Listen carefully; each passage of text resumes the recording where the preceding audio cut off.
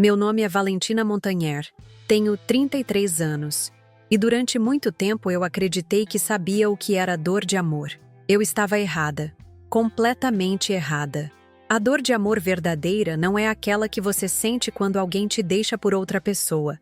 Não é aquela que você sente quando um relacionamento termina por incompatibilidade. A dor de amor verdadeira é quando você descobre que passou 5 anos odiando alguém que morreu te amando mais que a própria vida. Eu morava em Petrópolis, aquela cidade linda da região serrana do Rio de Janeiro, cheia de história e romantismo. Trabalhava como arquiteta, tinha uma vida que eu considerava perfeita. Tinha meus amigos, minha família, meus projetos e, principalmente, tinha o Giovanni brasiliano. O nome dele ainda me arrepia quando eu falo. Não de medo, não de raiva como foi durante anos, mas de uma saudade misturada com um amor que eu pensei que tinha morrido, mas que na verdade só estava adormecido, esperando a verdade chegar. O Giovanni era engenheiro civil, 3 anos mais velho que eu, e tinha esse jeito protetor que me fazia sentir a mulher mais segura do mundo. Ele não era o tipo de homem que fazia grandes declarações românticas ou que publicava fotos nossas nas redes sociais o tempo todo. O amor dele era silencioso, constante, como uma música suave que você nem percebe que está tocando, mas que quando para, você sente um vazio estranho. Ficamos juntos por 6 anos. 6 anos construindo sonhos, fazendo planos, criando uma vida que parecia sólida como as construções que ele projetava. Morávamos juntos numa casa pequena, mas aconchegante na Rua das Hortênsias, número 234. Eu decorei cada cantinho daquela casa pensando no nosso futuro. Cada móvel escolhido a dedo, cada cor das paredes planejada para combinar com nossos sonhos de família.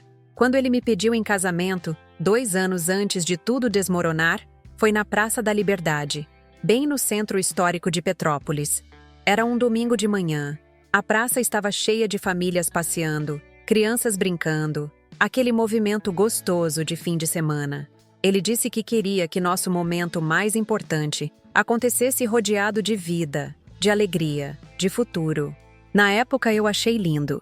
Hoje eu entendo que talvez ele já soubesse, lá no fundo, que nosso futuro seria diferente do que imaginávamos. O pedido não foi nada cinematográfico. Não teve orquestra, não teve multidão aplaudindo, não teve anel escondido na comida. Ele simplesmente parou no meio da caminhada, segurou minhas mãos e disse: Valentina, eu não consigo imaginar minha vida sem você. Quer casar comigo? O anel estava no bolso da calça jeans, embrulhado num papel de bala que ele tinha guardado do nosso primeiro encontro 6 anos antes. Era simples, era perfeito, era nosso. Planejamos o casamento por 2 anos inteiros. Cada detalhe pensado com carinho, cada escolha feita em conjunto. A igreja seria a São Pedro de Alcântara, aquela igreja histórica linda que fica no coração de Petrópolis.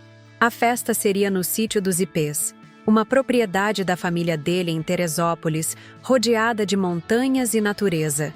O cardápio, as flores, a música, até a cor dos guardanapos foi escolhida com cuidado. O Giovanni participava de tudo, opinava sobre tudo, estava animado com tudo. Lembro que 2 semanas antes do casamento, ele disse uma frase que na época me deixou confusa, mas que hoje faz um sentido doloroso. Valentina, eu quero que você seja feliz para sempre. Se um dia alguma coisa acontecer comigo, promete que você vai ser feliz? Eu ri dele. Achei que era bobagem de noivo nervoso. Disse que nada ia acontecer, que nós íamos envelhecer juntos, que íamos criar nossos filhos naquela casa da Rua das Hortênsias. Ele insistiu. Promete, Valentina. Promete que se um dia eu não estiver mais aqui, você vai continuar vivendo. Vai encontrar alguém que te ame. Vai constituir a família que você sempre sonhou. Eu prometi rindo, sem dar importância.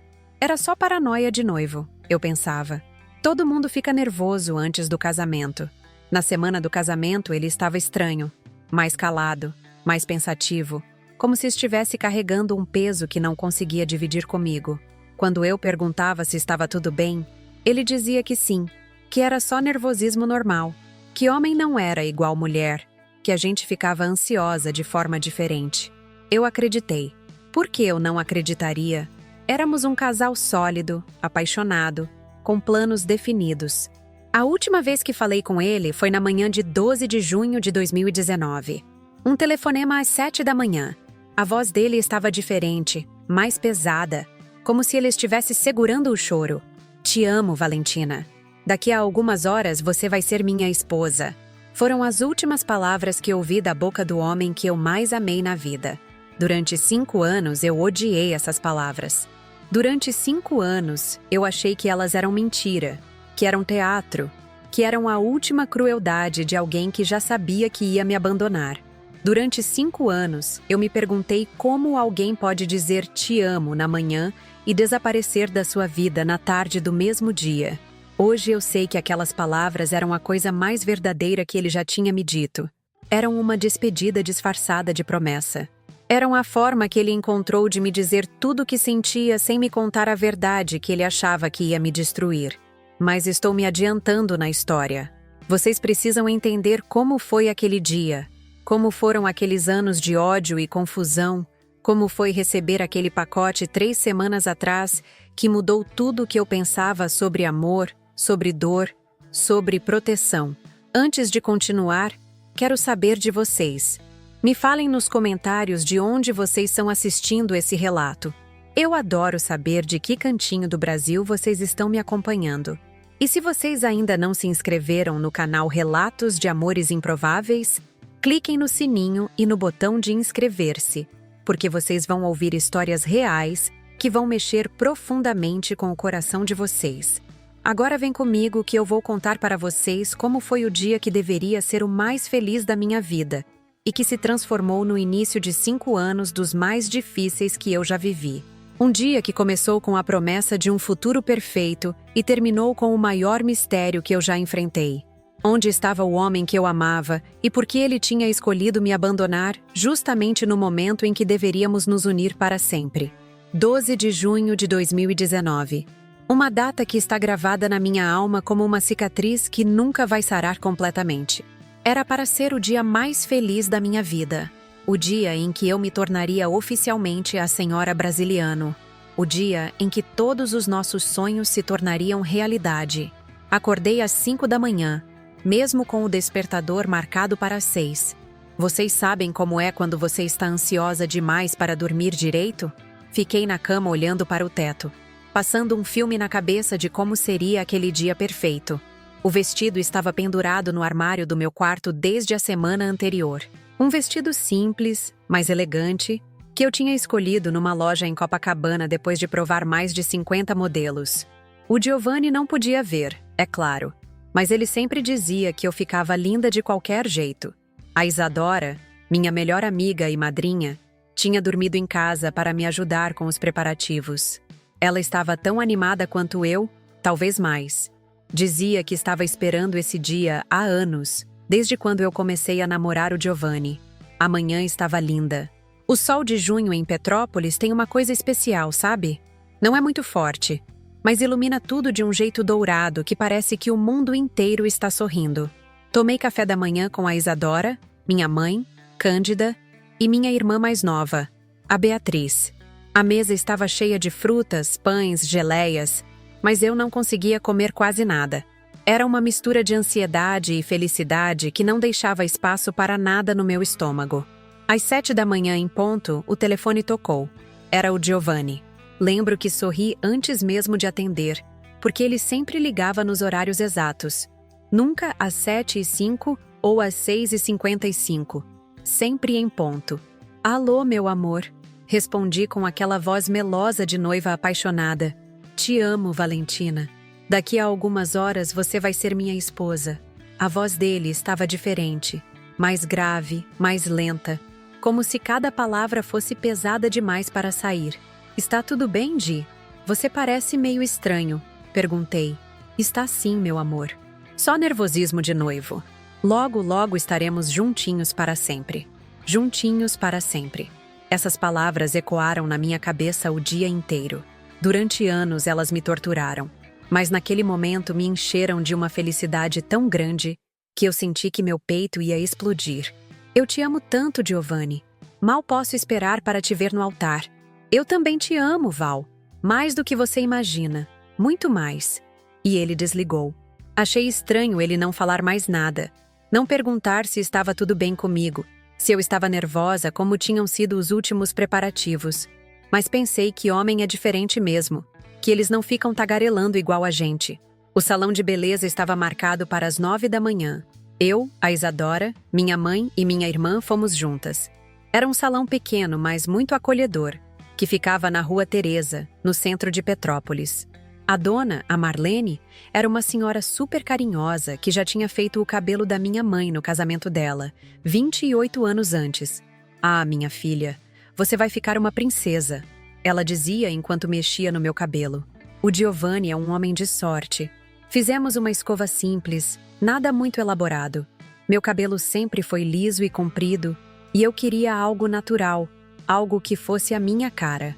A maquiagem também foi suave, olho esfumado marrom, batom nude, nada muito chamativo.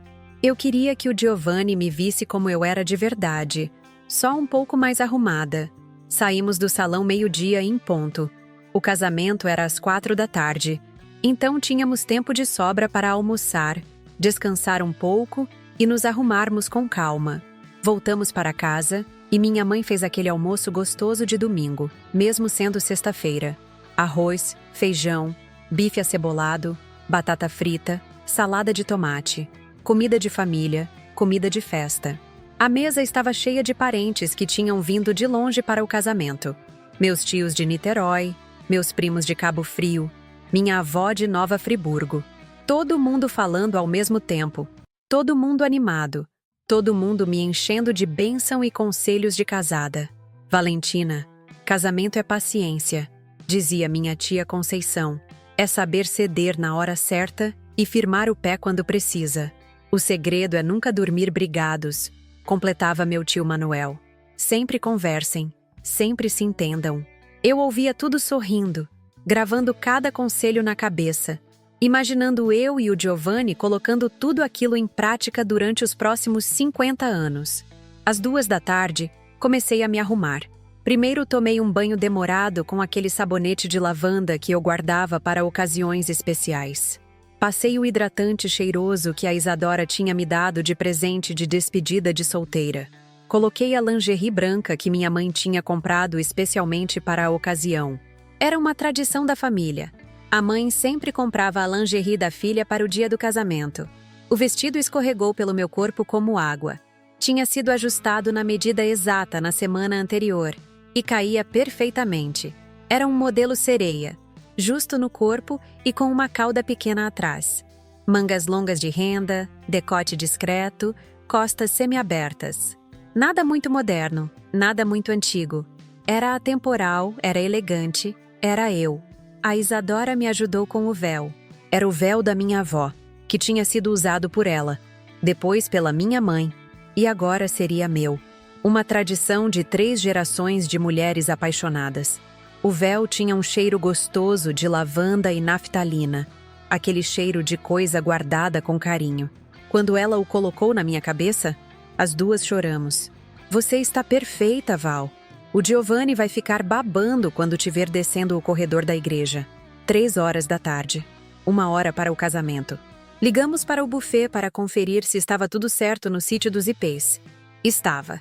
Ligamos para o fotógrafo para saber se ele já estava na igreja. Estava. Ligamos para a florista para confirmar se os arranjos tinham sido entregues. Tinham sido. Tudo estava perfeito. Tudo menos uma coisa. O Giovanni. 3h30. Minha mãe ligou para a casa da dona Eulália, a mãe dele. Oi, Cândida. O Giovanni ainda não saiu de casa? A Valentina está ficando nervosa. Do outro lado da linha, um silêncio que me gelou o sangue. Cândida, o Giovanni não está aqui. Eu pensei que ele tivesse ido direto para a igreja. Meu mundo começou a tremer. Minha mãe tentou manter a calma. Ah, deve ter ido mesmo. Vamos para a igreja que ele deve estar lá nos esperando. Mas a voz dela estava diferente.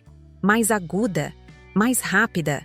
Era a voz que ela usava quando estava preocupada, mas tentando esconder. A mesma voz que ela usou quando meu pai perdeu o emprego. A mesma voz que ela usou quando minha avó ficou doente. Entramos no carro às 3h45. Era um Corolla branco que meu tio tinha alugado especialmente para me levar à igreja.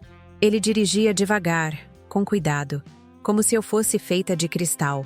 Durante todo o trajeto de 15 minutos da nossa casa até a igreja São Pedro de Alcântara, fiquei olhando pela janela, procurando a caminhonete azul do Giovanni. Não encontrei. Chegamos à igreja às 4h em ponto. Descemos do carro e eu percebi que tinha algo errado. Os convidados estavam todos do lado de fora, conversando em grupos pequenos, com cara de preocupação. Ninguém tinha aquele sorriso largo de quem estava esperando uma festa. O padre Sebastião veio ao nosso encontro com aquela cara que padre faz quando precisa dar uma notícia ruim. Dona Valentina, o noivo ainda não chegou. Já tentaram entrar em contato com ele? Senti o mundo girar. Padre, ele deve estar atrasado. Trânsito, talvez? Mas eu sabia que não era trânsito. Petrópolis não tem trânsito às 4h de uma sexta-feira. E o Giovanni nunca se atrasava para nada. Nunca. A Isadora segurou minha mão. Calma, Val. Vamos ligar para ele. Pegou o celular dela e discou o número que sabíamos de cor. Não deu nem sinal. Direto para a caixa postal. Tentamos de novo. Mesma coisa. O telefone dele deve ter descarregado, eu disse. Mas minha voz saiu fina, fraca, como se nem eu acreditasse no que estava falando. 4h15. O padre sugeriu que esperássemos mais um pouco. Às vezes acontece algum imprevisto de última hora. Vamos dar mais 15 minutos. Esses 15 minutos foram os mais longos da minha vida. Fiquei na porta da igreja, com o vestido branco esvoaçando no vento de junho, olhando para cada carro que passava, torcendo para que fosse a caminhonete azul do Giovanni. Os convidados começaram a sussurrar. Eu sentia os olhares, as conversas baixinhas, a tensão no ar. Será que aconteceu alguma coisa com ele? Ouvia alguém dizer. Será que houve um acidente? Ouvia outro. Cada sussurro era uma facada no meu peito, mas eu continuava ali, de pé, esperando. 4h30. O padre veio conversar comigo de novo. Dona Valentina, talvez seja melhor... Não, eu interrompi. Ele vai vir. Ele me ama. Ele não faria isso comigo. Minha voz estava mais alta que eu gostaria. Quase um grito. Todos olharam para mim com aquela cara de pena que eu odiava. 5h. Alguns convidados começaram a ir embora. Desculpa, Valentina, mas eu vim de Cabo Frio. Se não sair agora, vou pegar a estrada no escuro. Outros ficaram por solidariedade, por amor, por não saber o que fazer. A família do Giovanni estava tão perdida quanto a minha. Dona Eulália chorava escondida atrás da igreja. O Bento, melhor amigo dele, ligava para todos os hospitais da região. 6h. O sol estava se pondo atrás das montanhas de Petrópolis, pintando o céu de laranja e rosa. Era lindo, era romântico, era exatamente como eu tinha sonhado. Menos o noivo. Menos o homem que deveria estar ao meu lado naquele momento, segurando minha mão, dizendo sim para o padre, prometendo me amar para sempre. Foi quando eu entendi. Não foi uma epifania, não foi um raio que caiu. Foi uma certeza lenta, dolorosa, que foi se espalhando pelo meu corpo como veneno. O Giovanni não ia vir. O Giovanni tinha me abandonado. O homem que eu amava mais que a vida tinha escolhido me deixar no dia mais importante da nossa história. Tirei o véu da cabeça. Tirei os sapatos de salto. E saí correndo da igreja, segurando a barra do vestido para não tropeçar. Corri pelas ruas de Petrópolis com o vestido de noiva, chorando, gritando, sem destino, sem entender nada. Não sei quanto tempo corri pelas ruas de Petrópolis naquela noite. Lembro de passar pela Rua Teresa, pela Praça da Liberdade, onde ele tinha me pedido em casamento, pelas ruas que a gente costumava caminhar de mãos dadas nos finais de semana. O vestido de noiva estava pesado, molhado das minhas lágrimas e do suor do desespero. As pessoas paravam para me olhar. Algumas tentavam me ajudar, mas eu continuava correndo, como se pudesse fugir da dor que estava rasgando meu peito. Foi a Isadora quem me encontrou. Ela tinha saído de carro me procurando pelas ruas, junto com meu tio Manuel. Quando me viram sentada na escadaria da Catedral São Pedro de Alcântara, descalça, com o vestido sujo e rasgado, chorando como uma criança perdida, eles pararam o carro e vieram correndo. Val, meu amor, vamos para casa, a Isadora dizia enquanto me abraçava. Vamos cuidar de você. Mas como alguém cuida de um coração despedaçado?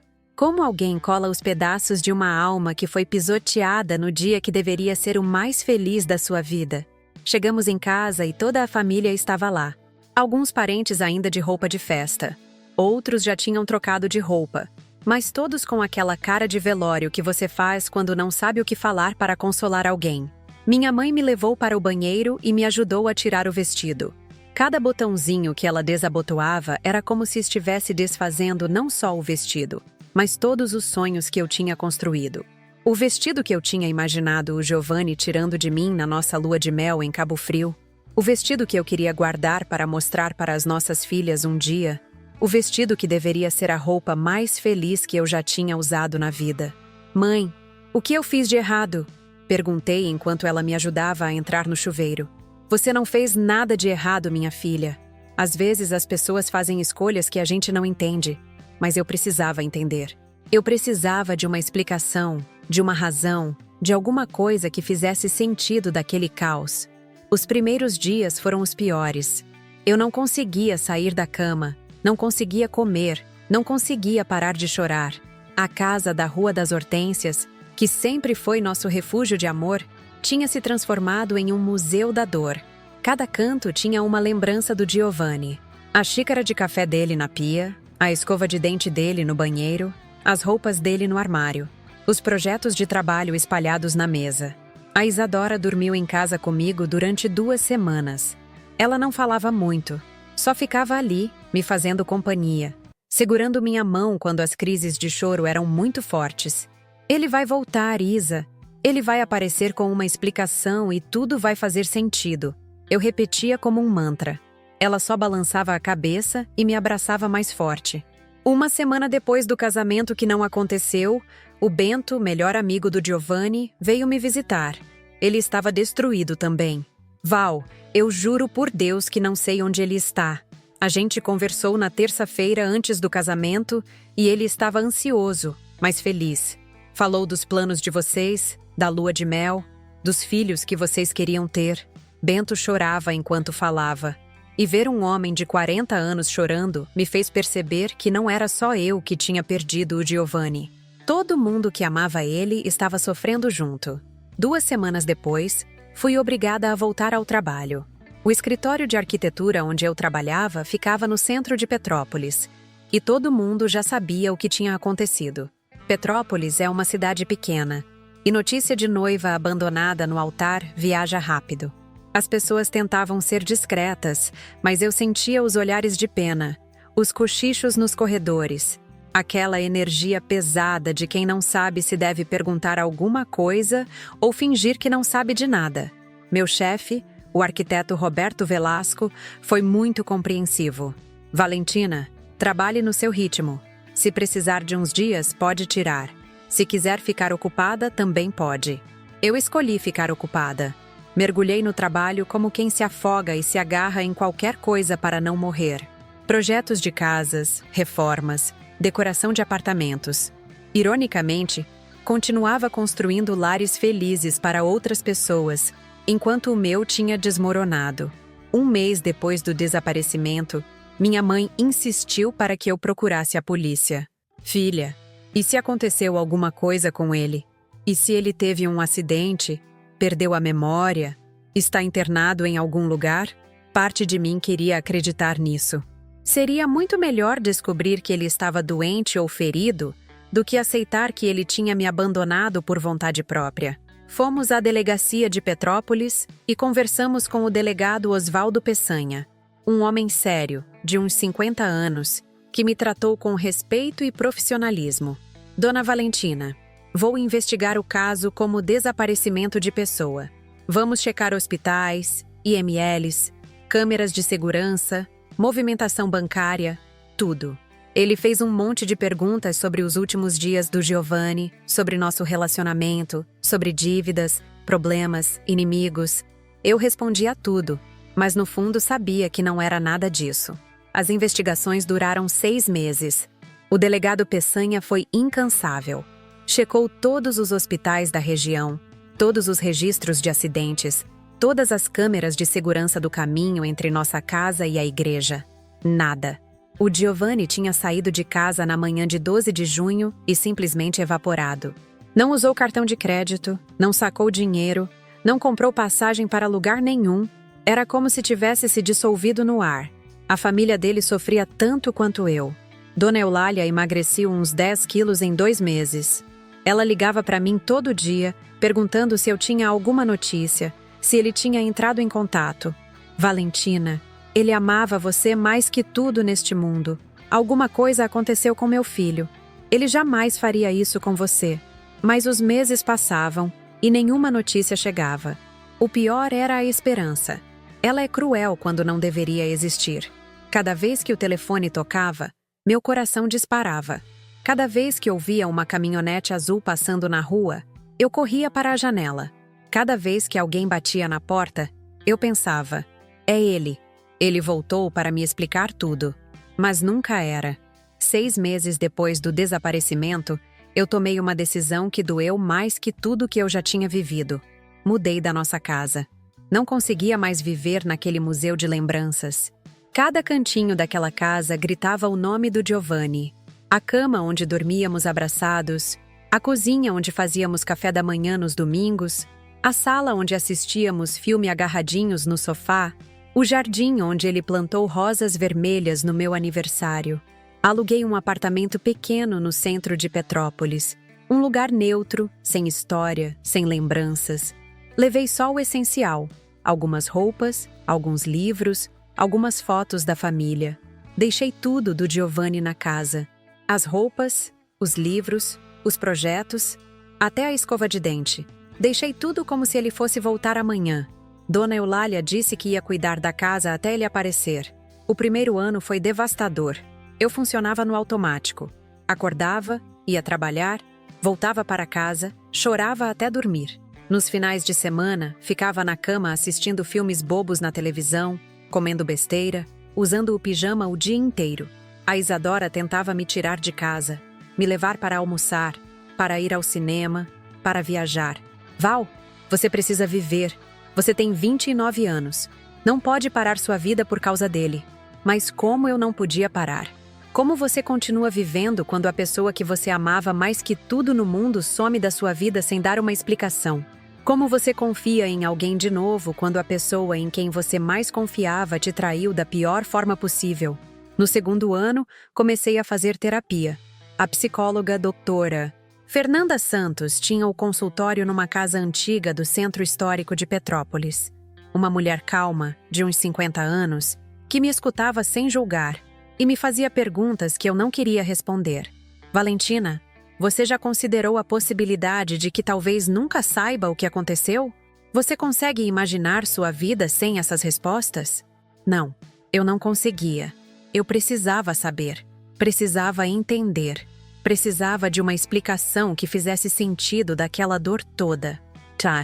Fernanda, se ele não me amava mais, por que não terminou comigo antes? Se conheceu outra pessoa, por que não foi honesto? Se tinha algum problema, por que não conversou comigo? Por que me deixar vestida de noiva na igreja, na frente de todo mundo? Às vezes as pessoas tomam decisões que não fazem sentido para nós, mas fazem sentido para elas naquele momento. Ela respondia. E às vezes a gente precisa aprender a conviver com o não saber. No terceiro ano, tentei namorar. A Isadora me apresentou para um colega dela, o Ricardo, engenheiro como o Giovanni, 3 anos mais velho que eu. Um homem gentil, educado, que me tratava bem e parecia interessado em construir algo sério. Saímos algumas vezes, jantares, cinema, passeios pelo centro histórico. Ele me beijou depois do 4º encontro, na porta do meu apartamento. Mas eu não sentia nada. Nada mesmo. Era como se meu coração tivesse criado uma parede de concreto que ninguém conseguia atravessar. Ricardo tentou durante 3 meses. Foi paciente, carinhoso, respeitoso. Mas eu comparava tudo com o Giovanni.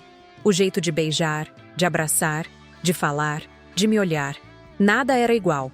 Nada era suficiente. Ricardo, Você é um homem maravilhoso, mas eu não estou pronta para isso ainda. Disse quando terminei com ele. Ele entendeu. Foi gentil até no final. Se você mudar de ideia, me liga. Eu vou estar aqui. Mas eu sabia que não ia mudar de ideia. Não enquanto não tivesse as respostas que precisava. No 4º ano, mudei de emprego. Abri meu próprio escritório de arquitetura numa salinha pequena na Rua do Imperador. Precisava de algo meu, algo que não tivesse nenhuma ligação com a vida que eu tinha construído com o Giovanni. O trabalho me salvou. Mergulhei de cabeça em projetos, reformas, construções.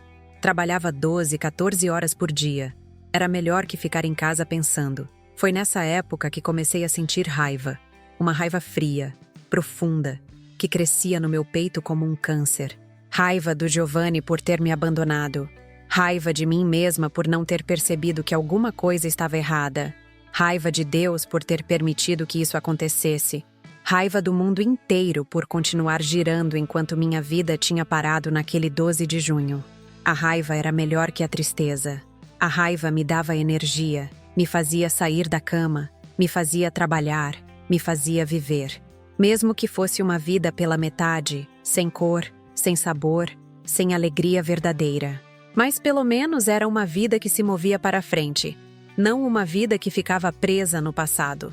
No 5º ano, em junho de 2024, exatamente 5 anos depois do casamento que não aconteceu, eu estava finalmente começando a me sentir viva de novo. Não feliz, não plena, mas viva. Tinha meu trabalho, alguns amigos, uma rotina que funcionava. Tinha aprendido a viver com a ferida, mesmo que ela nunca tivesse cicatrizado completamente. 12 de junho de 2024. 5 anos exatos depois do dia que deveria ter sido o meu casamento. Eu estava no meu escritório na Rua do Imperador, trabalhando num projeto de reforma de uma casa no alto da serra, quando meu celular tocou. Era a Conceição, minha vizinha de apartamento. Valentina, chegou um pacote para você. Está aqui na portaria. Quer que eu pegue? Pensei que fosse algum material de trabalho que eu tinha encomendado. Pode pegar sim, Conceição. Muito obrigada. Cheguei em casa às 7 da noite, como sempre. Minha rotina nos últimos anos tinha se tornado mecânica, previsível. Trabalho, casa, trabalho, casa. Fins de semana no escritório ou assistindo alguma série na Netflix. Uma vida funcional, mas vazia. A Conceição me trouxe o pacote assim que eu abri a porta do apartamento. Era uma caixa pequena, de papelão marrom, sem remetente. Só meu nome escrito à mão numa letra que me fez o coração parar. Era a letra do Giovanni. Fiquei olhando para aquela caixa por uns 10 minutos, segurando ela nas mãos como se fosse uma bomba prestes a explodir. Como era possível? Onde ele estava? Por que depois de 5 anos? 1000 perguntas passaram pela minha cabeça naqueles minutos de paralisia total. Minha mão tremia tanto que quase derrubei a caixa no chão. Sentei no sofá da sala, coloquei a caixa na mesa de centro e fiquei olhando para ela. Tinha um peso estranho, não muito pesado, mas parecia carregar muito mais que seu conteúdo físico. O endereço estava correto, escrito com aquela letra caprichada que eu conhecia de cor. A letra que escreveu bilhetes de amor grudados na geladeira durante 6 anos. A letra que assinou nosso contrato de aluguel. A letra que escreveu te amo em cartões de aniversário. Respirei fundo umas 5 vezes antes de conseguir abrir. Minhas mãos suavam frio. Meu coração batia tão forte que eu ouvia o barulho dele no silêncio do apartamento. Dentro da caixa havia uma carta dobrada, algumas fotos e um objeto embrulhado num papel de seda branco. Peguei primeiro o objeto embrulhado. Era a aliança de noivado que eu tinha dado para ele. A aliança que ele usava todo dia durante 2 anos, que ele girava no dedo quando estava nervoso, que brilhava no sol quando ele segurava minha mão. A aliança que deveria ter sido trocada por uma de casamento naquela igreja 5 anos atrás. Segurei ela na palma da mão e senti como se o tempo tivesse parado, como se os últimos 5 anos fossem apenas um pesadelo e eu estivesse acordando agora. Com as mãos tremendo, peguei a carta. Era escrita na mesma letra do envelope, numa folha de papel simples, sem pauta. A data no topo me gelou o sangue. 10 de dezembro de 2019. 6 meses depois do nosso casamento que não aconteceu. Ele tinha escrito essa carta 6 meses depois de desaparecer. Minha querida Valentina, começava a carta. Se você está lendo isso, significa que não consegui lutar mais. Significa que chegou a hora de você sobetar verdade que eu não tive coragem de contar pessoalmente. Perdoe-me por tudo que você passou, mas eu precisava proteger você. Proteger de quê? Do que ele estava falando? Continuei lendo com o coração na garganta. 3 dias antes do nosso casamento, na terça-feira, 9 de junho, eu recebi uma ligação do Dr. Heitor Vasconcelos. Você lembra dele? O médico que eu consultei porque estava sentindo umas dores estranhas no peito? Ele pediu para eu ir urgente ao consultório dele no Rio para conversar sobre os exames. Lembrava vagamente. O Giovanni tinha comentado sobre umas dores no peito em maio, mas disse que era estresse do trabalho. Foi fazer uns exames por insistência da mãe dele, mas nunca me contou os resultados. Pensei que estava tudo bem porque ele não falou mais no assunto. Val, quando cheguei lá, o Dr. Heitor me deu a notícia que mudou tudo. Câncer de pâncreas em estágio avançado. Terminal. 6 meses de vida, no máximo. Parei de ler. Li a frase de novo. E de novo. Câncer terminal. 6 meses de vida. As palavras não faziam sentido na minha cabeça. Era como se estivessem escritas numa língua que eu não conhecia. Levantei do sofá, andei pela sala, sentei de novo, levantei de novo. Meu mundo estava girando. O Giovanni estava doente. O Giovanni estava morrendo. Por isso ele desapareceu. Não foi abandono. Não foi falta de amor. Não foi covardia. Era uma doença. Uma doença que ele descobriu 3 dias antes do nosso casamento. Continuei lendo com os olhos cheios de lágrimas. Eu saí do consultório do Dr. Heitor em estado de choque. Dirigi de volta para Petrópolis no automático, sem conseguir processar a informação. Câncer de pâncreas. Terminal. 6 meses. Como eu ia contar isso para você 3 dias antes do nosso casamento? Como eu ia destruir o dia mais feliz da sua vida com essa notícia? Comecei a chorar. Não aquele choro alto e desesperado dos primeiros meses depois do abandono. Era um choro silencioso, profundo, que vinha de um lugar na alma que eu nem sabia que existia. Era um choro de alívio misturado com uma dor ainda maior. Passei 2 noites sem dormir, Val. 2 noites pensando em como te contar, quando te contar, como a gente ia lidar com isso. Imaginava você cuidando de mim, me vendo definhar, me vendo morrer aos poucos. Imaginava você jovem, bonita, viúva aos 28 anos, e eu não conseguia aceitar isso. A carta continuava por 3 páginas. Ele contava como passou aqueles 2 dias em agonia, como chegou a escrever vários rascunhos de cartas me explicando tudo, mas sempre rasgava. Como ligou para o Dr. Heitor perguntando se havia algum engano, se os exames podiam estar errados. Não havia engano. Na quinta-feira, véspera do casamento, eu tomei a decisão mais difícil da minha vida. Decidi desaparecer para proteger você da dor de me perder. Sei que parece cruel, sei que não faz sentido, mas na minha cabeça confusa e desesperada fazia. Eu pensava, é melhor ela me odiar por alguns anos do que me ver morrer e carregar essa dor para sempre. Que dor maior, Giovanni! Que dor maior que a de ser abandonada sem explicação no dia do casamento! Que dor maior que a de passar 5 anos achando que você não me amava? Eu gritava mentalmente com a carta, como se ele pudesse me ouvir. Liguei para a Clínica Santa Teresa no Rio de Janeiro e me internei no mesmo dia do nosso casamento. Disse para a equipe médica que não queria visitas, que não queria que ninguém soubesse onde eu estava.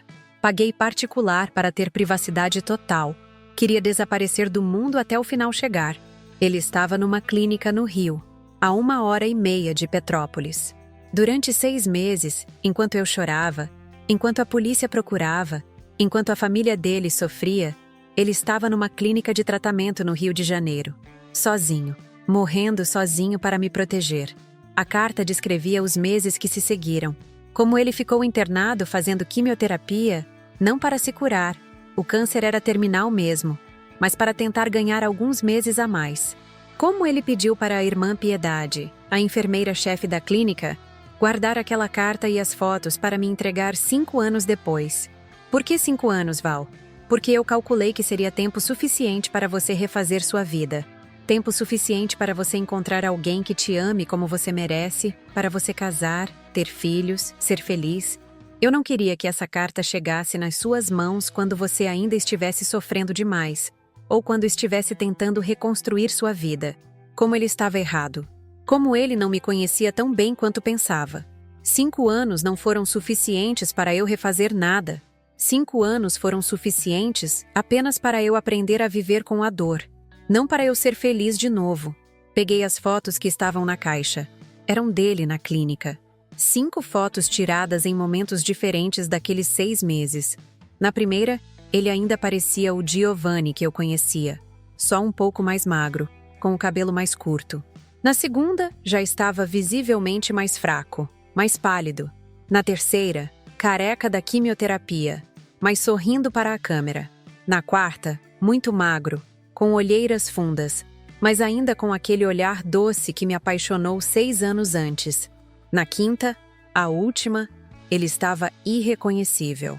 Muito magro, com a pele amarelada, mas ainda tentando sorrir. No verso de cada foto, uma mensagem para mim. Primeira foto. Val, queria que você me visse assim, saudável na sua memória. Segunda foto. Penso em você todos os dias. Espero que esteja feliz. Terceira foto. Perdi o cabelo, mas não perdi o amor por você. Quarta foto. Cada dia que passo aqui é pensando no seu futuro. Quinta foto. Esta é a última foto. Logo vou estar em paz e você vai estar livre para ser feliz. Chorei como não chorava há anos. Chorei por ele, por mim, pelos 5 anos perdidos, pela dor que ele carregou sozinho, pela dor que eu carreguei sem entender. Chorei pela decisão terrível que ele tomou achando que estava me protegendo. A carta terminava com um pedido. Valentina, eu sei que você deve estar com muita raiva de mim agora. Raiva por eu ter sumido. Raiva por eu não ter confiado em você. Raiva por eu ter tomado essa decisão sozinho. Você tem todo o direito de estar com raiva. Mas eu precisava que você soubesse que cada minuto da minha vida foi por amor a você. Incluindo os últimos minutos.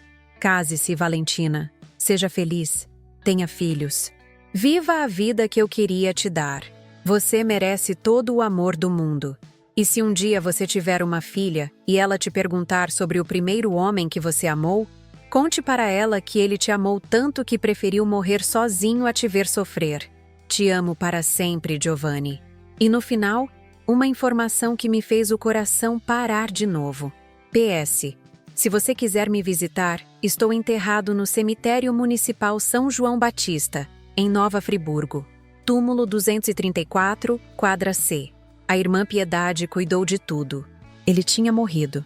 O Giovanni tinha morrido em dezembro de 2019, 6 meses depois do nosso casamento que não aconteceu, exatamente como os médicos previram. E durante 4 anos e meio, eu carreguei raiva de um homem que já estava morto. Raiva de um homem que tinha morrido me amando. Naquela noite não consegui dormir. Fiquei segurando a aliança dele, relendo a carta, olhando as fotos, tentando entender, tentando perdoar, tentando processar 5 anos de emoções em algumas horas. O mundo tinha mudado completamente desde que eu abri aquela caixa. O Giovanni não era mais o homem que me abandonou. Ele era o homem que morreu me protegendo. A viagem de Petrópolis até Nova Friburgo nunca me pareceu tão longa. Foram 1 hora e 40 minutos que se esticaram como uma eternidade. Eu dirigia no automático, com a carta do Giovanni no banco do passageiro e aquela aliança no meu dedo. Tinha colocado ela na mão direita porque a esquerda ainda doía demais. O trânsito da manhã de sábado estava tranquilo, mas minha mente estava em turbulência total. Durante o trajeto, 1000 pensamentos passaram pela minha cabeça. Como seria vê-lo? Quer dizer, ver onde ele estava. Como seria estar na frente do túmulo do homem que eu amei, que eu odiei, que eu perdi sem saber? Como seria falar com ele depois de 5 anos? Porque eu ia falar com ele. Isso eu tinha certeza. Tinha muita coisa para dizer. Chegando em Nova Friburgo, precisei parar num posto de gasolina para perguntar onde ficava o cemitério municipal São João Batista. O rapaz que me atendeu, um garoto de uns 20 anos, me olhou com cara de curiosidade quando perguntei. É logo ali em cima, senhora. Uns 10 minutos de carro. Agradeci e continuei dirigindo. O coração batendo cada vez mais forte à medida que me aproximava. O cemitério era maior do que eu esperava. Portões altos de ferro, muros brancos, várias alamedas com túmulos de diferentes épocas. Estacionei o carro na entrada e fiquei alguns minutos ali, respirando fundo, tentando juntar coragem. Uma funcionária da administração, uma senhora de uns 60 anos com cara bondosa, me indicou onde era a quadra C. Túmulo 234, quadra C. Eu repetia como um mantra enquanto caminhava pelas alamedas. Era um cemitério bem cuidado, com muitas árvores, alguns bancos espalhados, flores frescas em vários túmulos. O chão estava molhado do sereno da manhã, e meus sapatos faziam um barulhinho suave no cascalho dos caminhos. Quando encontrei a quadra C, meu coração disparou. Era uma área mais nova do cemitério, com túmulos simples, bem organizados. Comecei a procurar pelos números: 230, 231, 232, 233. E então vi: túmulo 234. Uma lápide simples, de mármore cinza, com uma jardineira pequena na frente cheia de margaridas brancas. As flores favoritas da Dona Eulália, mãe dele. Na lápide estava escrito: Giovanni Brasiliano, 1988-2019. Amado filho, noivo e amigo. Noivo. Ele tinha pedido para escreverem noivo na lápide. Desabei. Literalmente desabei. Sentei no chão molhado, na frente do túmulo, e chorei como uma criança. Chorei todo o ódio que carreguei durante 5 anos. Chorei toda a saudade que neguei sentir. Chorei toda a culpa por ter odiado um homem que morreu me amando. Chorei pela despedida que nunca tivemos. Giovanni, falei alto, não me importando se alguém estava ouvindo. Giovanni, eu estou aqui. Recebi sua carta. Recebi suas fotos. Entendi tudo. Minha voz saía embargada, misturada com soluços. Mas como você pôde tomar essa decisão sozinho? Como você pôde me deixar odiando você durante 5 anos? Fiquei ali no chão por não sei quanto tempo, falando com ele como se ele pudesse me ouvir. Contei sobre os anos de dor, sobre as noites que passei acordada me perguntando o que tinha feito de errado, sobre a raiva que cresceu no meu peito, sobre as tentativas fracassadas de me relacionar com outras pessoas. Você estava errado, Di, falei, usando o apelido que só eu usava. Você estava errado em achar que eu ia preferir te odiar a te ver doente. Você estava errado em achar que eu não era forte o suficiente para enfrentar isso com você. Eu teria cuidado de você. Eu teria amado você até o último dia, até o último minuto. Uma senhora idosa passou pela alameda e me olhou com preocupação. Está tudo bem, filha? Perguntou. Está sim, obrigada. Só estou visitando alguém especial. Respondi tentando limpar as lágrimas. Ela sorriu com carinho e continuou seu caminho. Levantei do chão e me sentei no banquinho de concreto que havia ao lado do túmulo. Tirei a carta da bolsa e li trechos em voz alta para ele. Você escreveu que eu deveria casar, ter filhos, ser feliz. Mas como, Giovanni? Como eu ia ser feliz carregando essa interrogação no peito? Como eu ia confiar em alguém depois de ter sido abandonada sem explicação no dia do meu casamento? Uma brisa suave balançou as margaridas na jardineira. Quase parecia que ele estava respondendo. Sabe o que é mais doloroso? Continuei. É saber que você morreu sozinho. É saber que você passou 6 meses numa clínica, fazendo quimioterapia, sentindo dor, se despedindo da vida. E eu não estava lá para segurar sua mão. Eu não estava lá para te dizer que te amava. Eu não estava lá para te dar um último beijo, um último abraço. Chorei de novo, mas dessa vez era um choro diferente. Não era mais o choro de raiva ou de revolta.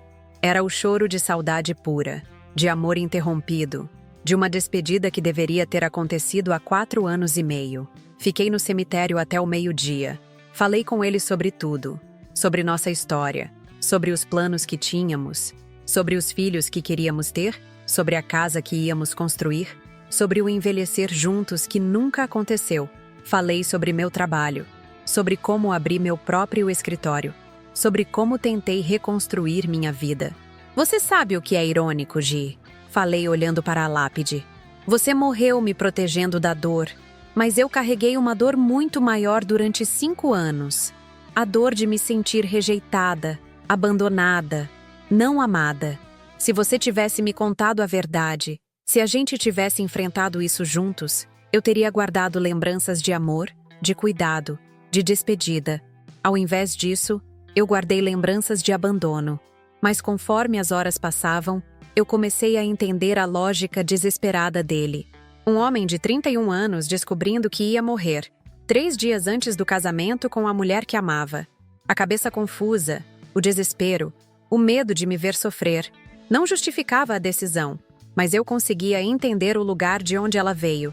Eu te perdoo, Giovanni, disse finalmente.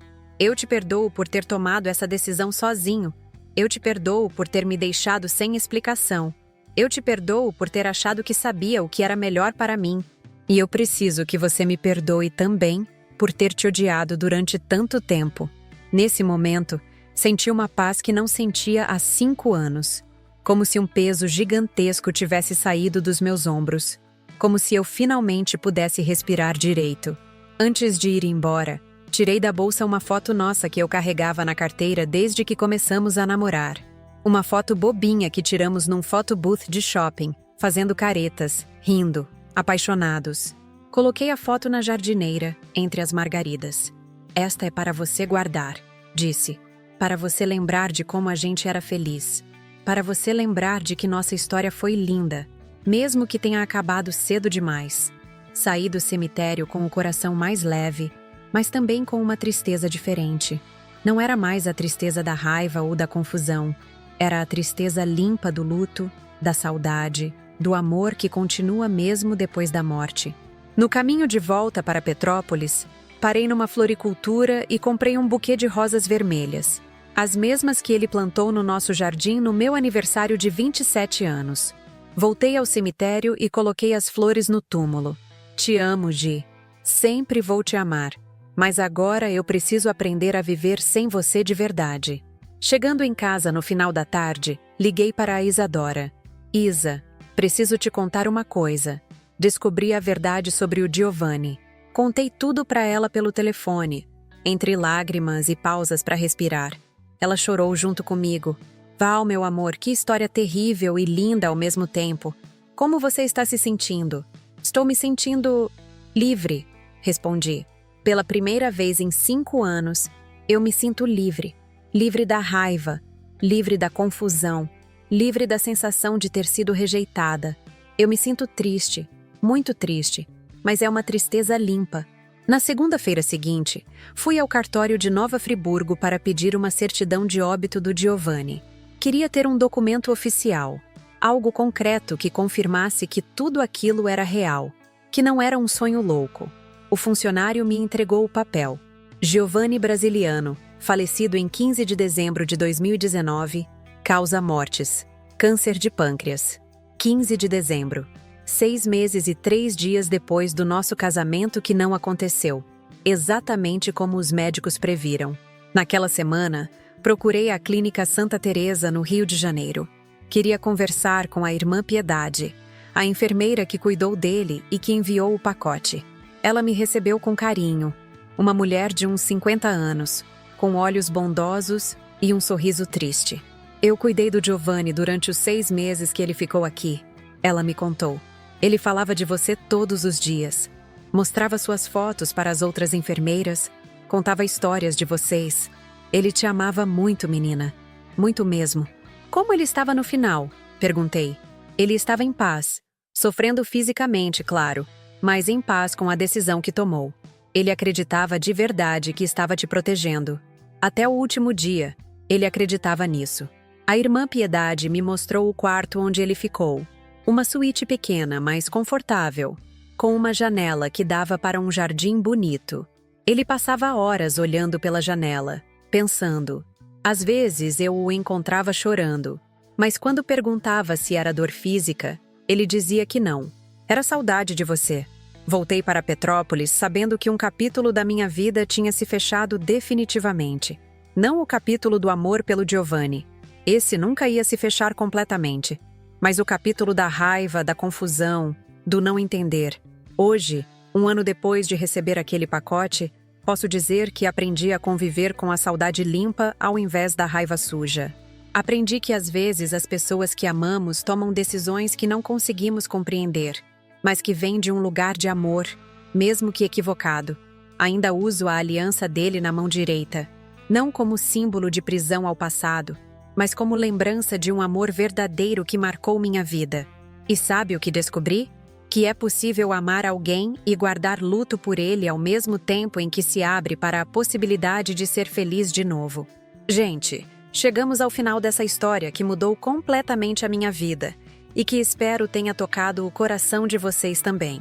Quando comecei a contar essa história, eu não imaginava como seria difícil reviver cada momento, cada dor, cada descoberta que transformou tudo o que eu pensava sobre amor, sobre perda, sobre perdão. Durante 5 anos, eu vivi acreditando que tinha sido abandonada pelo homem que eu mais amei na vida. Durante 5 anos, carreguei uma raiva no peito que me consumia por dentro, que me impedia de confiar em qualquer pessoa, que me fazia questionar se eu era digna de ser amada. Durante 5 anos, eu construí uma versão da história onde o Giovanni era o vilão, onde ele tinha me traído da pior forma possível, onde ele tinha destruído minha vida por pura covardia. Mas a verdade, quando ela finalmente chegou, mostrou que tudo o que eu acreditava estava errado. O Giovanni não me abandonou por não me amar. Ele me abandonou justamente porque me amava demais. Ele não fugiu do nosso casamento por covardia. Ele fugiu porque achou que estava me protegendo da dor de perdê-lo. E a ironia cruel de tudo isso é que, tentando me poupar do sofrimento, ele me causou um sofrimento ainda maior. Vocês acham que ele fez a coisa certa? Essa é a pergunta que mais me fazem quando conto essa história. E eu sempre respondo a mesma coisa. Não sei. Não sei se existe certo ou errado numa situação dessas. O que eu sei é que ele tomou a decisão que conseguiu tomar naquele momento, com o coração partido, com a cabeça confusa, com medo de me ver sofrer. O que eu aprendi com tudo isso é que às vezes as pessoas que amamos tomam decisões que não conseguimos compreender. Às vezes elas fazem escolhas que nos machucam profundamente, mas que na cabeça delas fazem sentido. E às vezes a gente precisa aprender a conviver com essas escolhas, mesmo quando elas nos destroem. Quando recebi aquele pacote, quando li aquela carta, quando vi aquelas fotos, eu senti uma mistura de emoções que nunca vou conseguir descrever completamente. Era alívio por finalmente saber a verdade. Era raiva por ter descoberto tarde demais. Era tristeza por tudo que a gente perdeu. Era culpa por ter odiado um homem que morreu me amando. Mas sabe qual foi o sentimento mais forte? Foi o perdão. Perdão pelo Giovanni, por ter tomado aquela decisão sozinho. Perdão por mim mesma, por ter carregado tanto ódio durante tanto tempo. Perdão pela vida, por ter nos pregado uma peça tão cruel. Hoje, mais de 1 ano depois de receber aquele pacote, eu posso dizer que sou uma pessoa diferente. Não melhor, não pior, apenas diferente. Eu aprendi que é possível amar alguém e guardar luto por essa pessoa ao mesmo tempo em que se abre para a possibilidade de ser feliz de novo. Aprendi que o amor verdadeiro não morre quando a pessoa morre.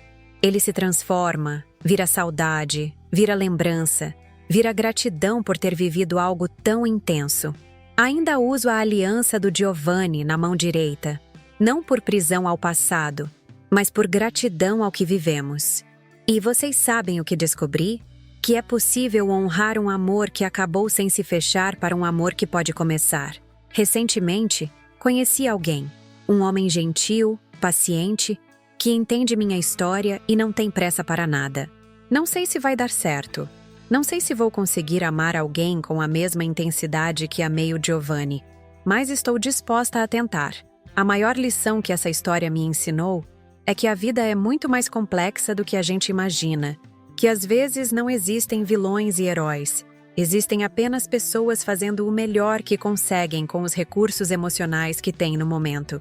Que às vezes o amor vem disfarçado de abandono. Que às vezes a proteção vem disfarçada de crueldade. Que às vezes a verdade demora anos para aparecer. Mas quando aparece, ela muda tudo. Se tem alguém assistindo esse vídeo que passou por uma situação parecida, que foi abandonado sem explicação, que carrega raiva no coração, que não consegue entender por que alguém que dizia te amar te machucou tanto, eu quero dizer uma coisa. Às vezes, a gente nunca vai saber a verdade completa. Às vezes, a gente vai ter que aprender a viver com as perguntas sem respostas. Mas isso não significa que a gente não pode ser feliz de novo. A dor de não saber é real, é legítima, é devastadora. Mas ela não precisa ser para sempre. Com tempo, com terapia, com muito amor próprio, a gente consegue transformar essa dor em algo que não nos paralise mais. A gente consegue usar essa experiência para se tornar mais forte, mais empático, mais grato pelas coisas boas que ainda vão acontecer. Eu gostaria que o Giovanni estivesse aqui para ver a mulher que eu me tornei depois de tudo isso. Gostaria que ele soubesse que, apesar da dor, apesar dos anos perdidos, apesar de tudo, eu consegui encontrar paz, consegui perdoar, consegui me abrir para a possibilidade de ser feliz de novo. Acho que ele ficaria orgulhoso. E vocês? O que acharam dessa história? Vocês acham que o Giovanni fez a coisa certa tentando me proteger?